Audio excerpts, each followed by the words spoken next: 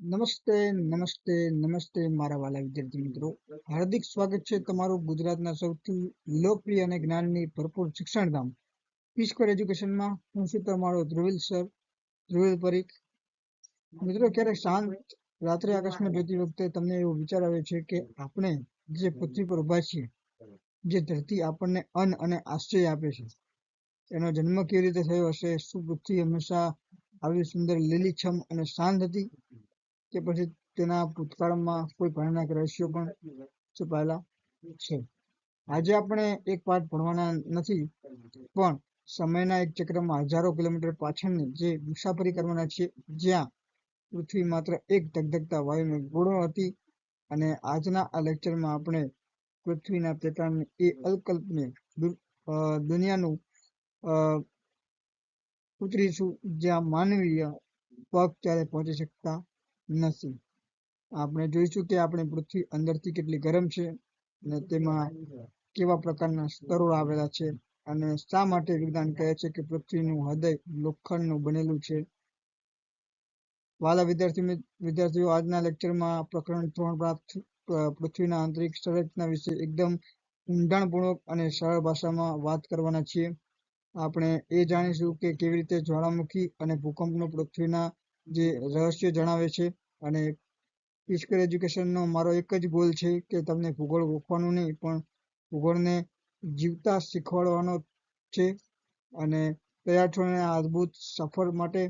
તમારી નોટબુક અને પેન લો, કારણ કે આજે જે જ્ઞાન મળશે એ તમને પરીક્ષામાં તો માસ્ટર બનાવશે જ, પણ દુનિયા જોવાનો પણ તમારો નજરિયો પણ બદલી નાખશે.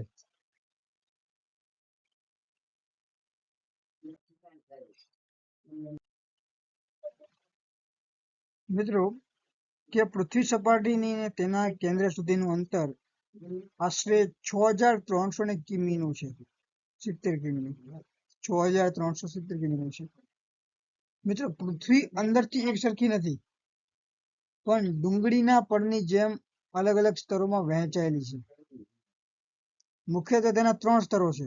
પહેલું સ્તર છે મૃદાવરણ, મિશ્રાવરણ અને ભૂગર્ભ. મિત્રો, હવે મૃદાવરણ વિશે વાત કરીએ.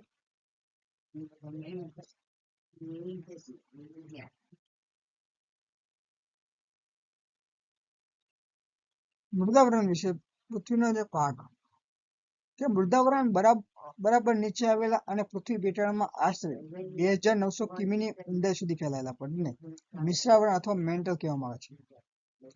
પૃથ્વીના જે કુલ કદનો જે આશરે 83% ભાગ આ સ્તર રોકે છે, જેને એસ્ટેનોસ્ફિયર એટલે કે મેગ્માનો ભંડાર કહેવામાં આવે છે. મિશ્રાવરણના જે ઉપરના આશરે 400 કિમી સુધીના જે ભાગને એસ્ટેનોસ્ફિયર કહેવામાં આવે છે.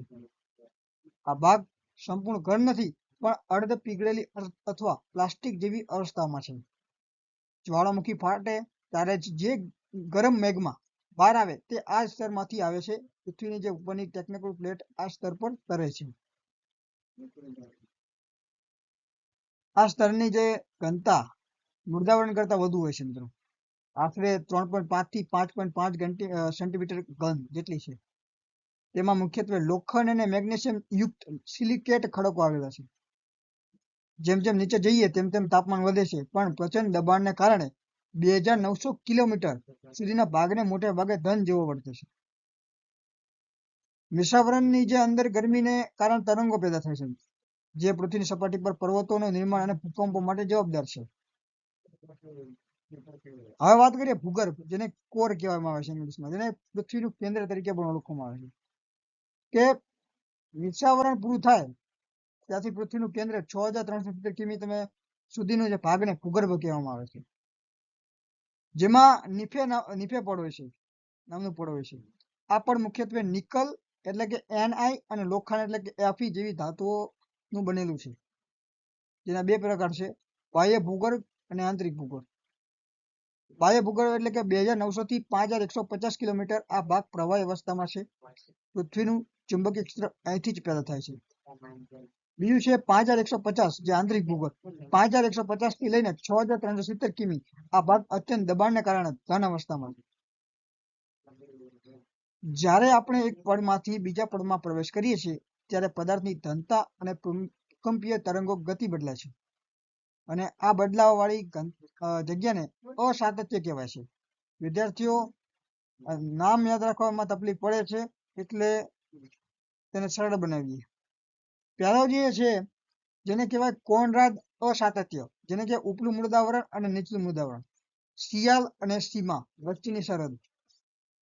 બીજું છે મોહ અસાતત્ય, મૃદાવરણ અને મિશ્રાવરણ વચ્ચેની સરહદ. આ સૌથી વધુ પૂછાય છે મિત્રો. ત્રીજું છે રેપેટી અસાતત્ય, ઉપલું મેન્ટલ અને નીચેલું મેન્ટલ વચ્ચેની સીમા.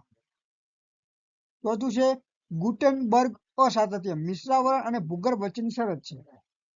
પાંચમું છે લેહમેન અસાતત્ય, જે બાહ્ય ભૂગર્ભ એટલે કે પ્રવાહી અને આંતરિક ભૂગર્ભ એટલે કે ધન વચ્ચેની સીમા છે.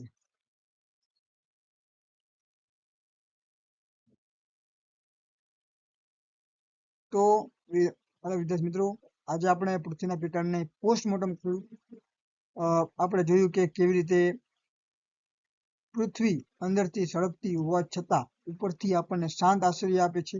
આ પ્રકરણમાં ડાયાગ્રામ ઘરે 2 વાર દોરજો, કારણ કે ઉપર જેટલું સારું ચિત્ર એટલા સારા માર્ક્સ. પી² એજ્યુકેશન પર મારો પ્રશ્ન એ છે કે તમને વિષયનો ભાર ન લાગે પણ આનંદ આવે. જો આ વિશ્લેષણ ગમ્યું હોય તો કોમેન્ટમાં જણાવજો કે તમને હવે પછી કયો ટોપિક શીખવો છે. તો હું તમારો ધ્રુલ સર મળીશું આવતા લેક્ચરમાં એક નવા રહસ્ય સાથે. ત્યાં સુધી વાંચતા રહો, શીખતા રહો. જય હિન્દ, જય ભારત.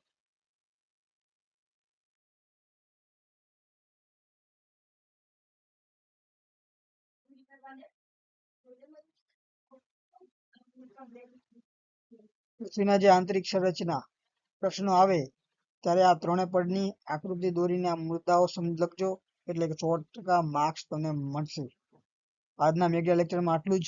જો તમને આ વાર્તા જેવું ભણતર ગમ્યું હોય તો વિડીયોને લાઈક કરજો અને તમારા મિત્રો સાથે શેર કરજો.